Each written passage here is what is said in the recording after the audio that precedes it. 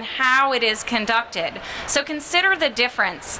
On the one hand, you have an employee who comes in and gets a handbook and they say look through it and sign that you acknowledge receiving it, and this is going to be put in your personnel file and you can refer to this in the future if you ever need to.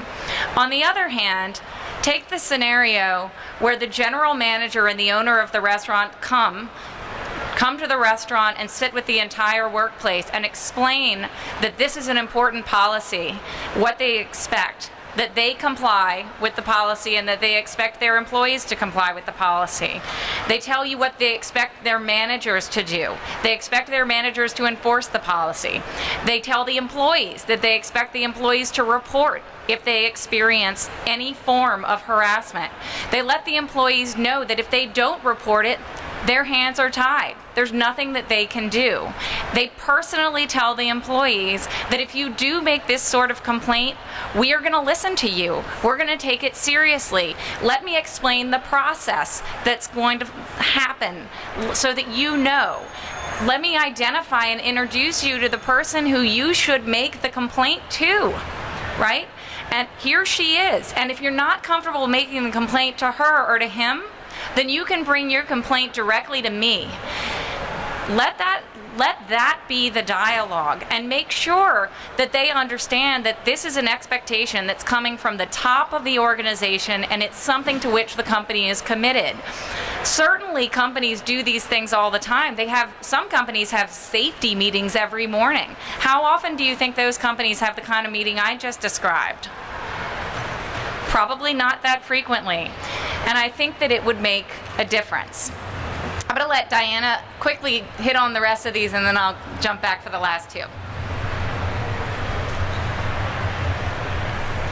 So the next thing that we think that you should employ in your restaurant practice is, bystander training as part of this training. Help coworkers be able to identify what harassment looks like, or have them, confront the harasser. That joke wasn't funny. That's all it takes. Or maybe you speak with the victim privately afterwards and say, how did that make you feel? Because a lot of times victims internalize these things and they don't think it's significant, but if somebody else recognizes it, they might be more inclined, it would validate their feelings and step forward and say something. Train the bystanders to, assist in reporting. So these are just some additional mechanisms, or remove the victim from the situation, or, disrupt the situation, drop a book, to pull the victim away. Just small strategies that don't take much, but just to interfere with harassment that could be occurring. The other thing is customer harassment. And before we go over some of these tips, I'm just going to show you a small video clip here of a waitress working at a restaurant.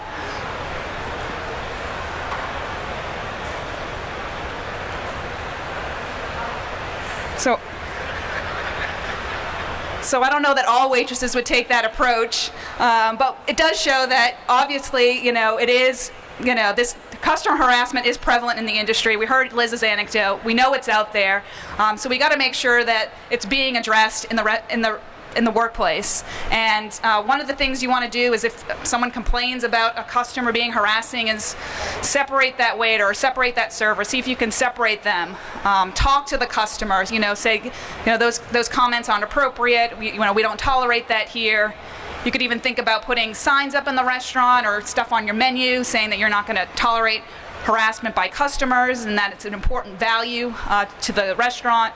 If it gets really bad, you might need to ban the customer. I know that you always want to make the customer happy, but your employees have to come first sometimes. And Liz touched upon this earlier, paying the full minimum wage.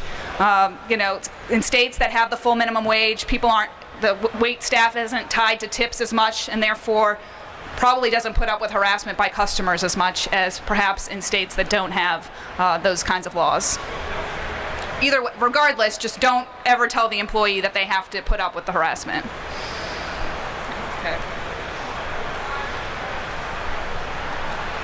Before I touch on this one that's on the slide, there was one more bullet, and we just forgot to slip in a slide there, and that was about creating equal opportunity for advancement.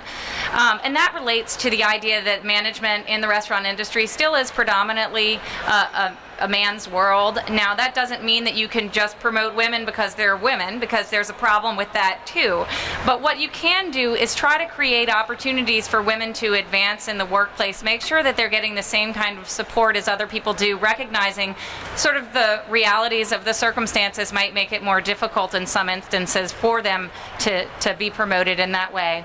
And this last slide really just goes to the bottom line point I think that Diana and I are trying to make here today, and that is that if you focus on the behaviors of the people in your workplace and make it a priority and let them know it is a priority, you can effectuate a change.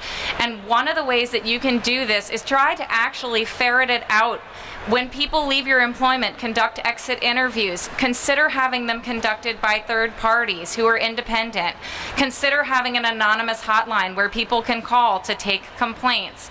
And consider just simply observing what's happening in your workplace, making notes, talking to your employees, getting their feedback, and emphasizing your values. And we really believe that if you do employ some of these strategies, you can make meaningful change in the industry, change the norms, and hopefully prevent claims. So thank you all for your time and your attention. We really appreciate it, and go enjoy the rest of the expo.